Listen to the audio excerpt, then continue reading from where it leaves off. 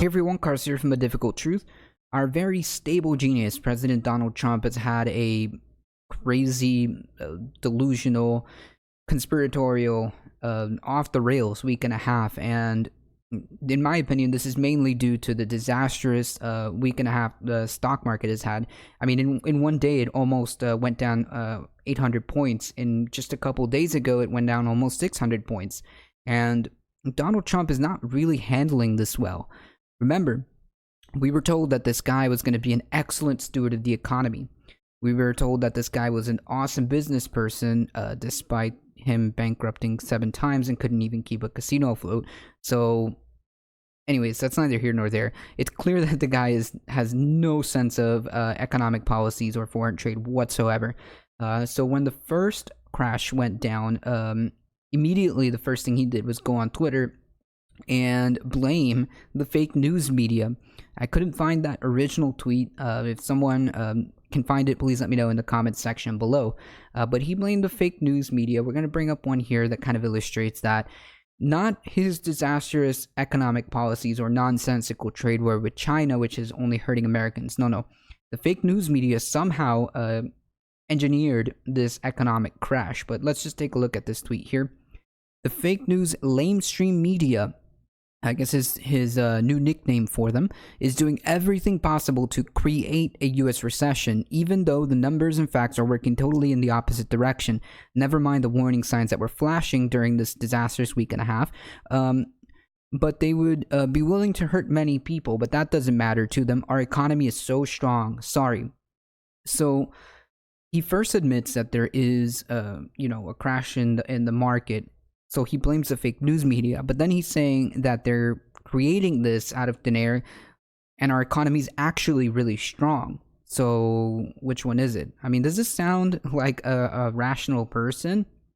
But then it gets crazier. He actually blames a cabal, a mythical cabal of economists that are conspiring against him to bring down the economy, which is again doing so well, so that he doesn't get reelected in 2020.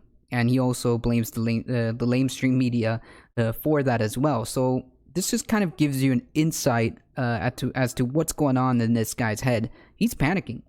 He's panicking because he knows that a good economy, or one that's perceived to be doing well, is crucial and vital to his reelection in 2020. And if it doesn't hold, he might not get reelected. And as Robert Mueller stated before, there could be consequences waiting for him after he leaves office. And if he could delay that and maybe come up with something within those 4 years, he can weasel his way out of it, or he thinks he can. So he's going to do anything that he can to win this election. Knowing that a possibility of the economy not doing well means that he's not going to get reelected is really panicking him. And it's showing.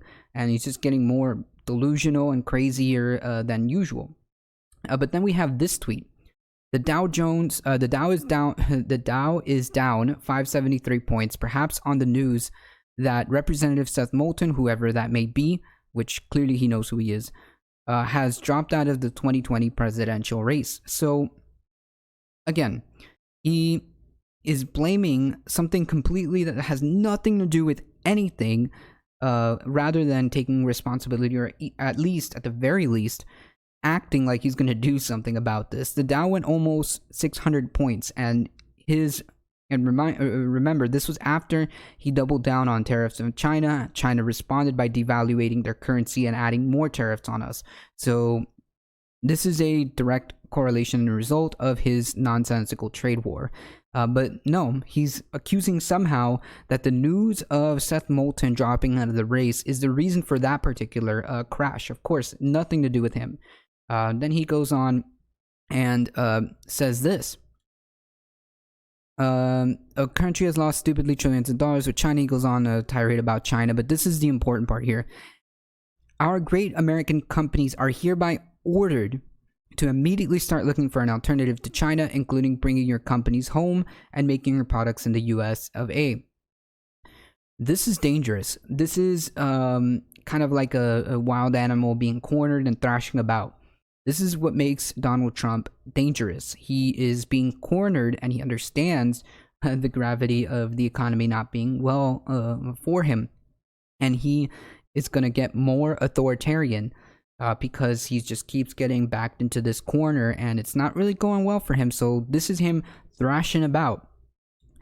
He is ordering companies to immediately do whatever he wants, and of course people told him that's not how this thing works, to which Donald Trump responded, "For all the fake news reporters that don't have a clue as to what the law is relative to presidential powers, China, etc., try looking at the emergency economic powers of 1977. Case closed."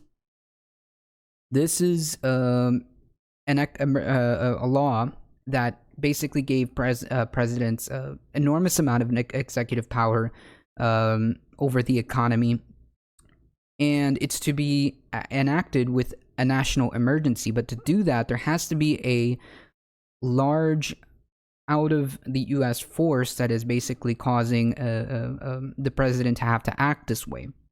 And it does have to have some kind of congressional approval and things like that. But the idea that he thinks that he can use this law to force companies to do what he wants, to become more and more and more authoritarian, is scary.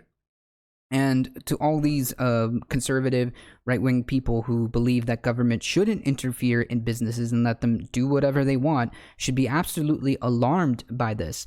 I mean, we can kind of agree on this at the very least, right? It's clear that this guy is dangerous. It's clear that he needs to be voted out in 2020. It is up to us to get out there and vote.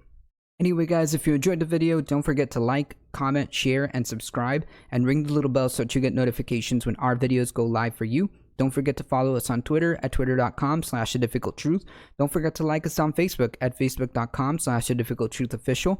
And you can also listen to our podcast at soundcloud.com/ADifficultTruth. And now you can follow us on Twitch at twitch.tv/ADifficultTruth. Come be a part of the conversation in our live streams that we do every Sunday. I'll leave all the links in the description below, and I hope to see you guys in the next video. See ya!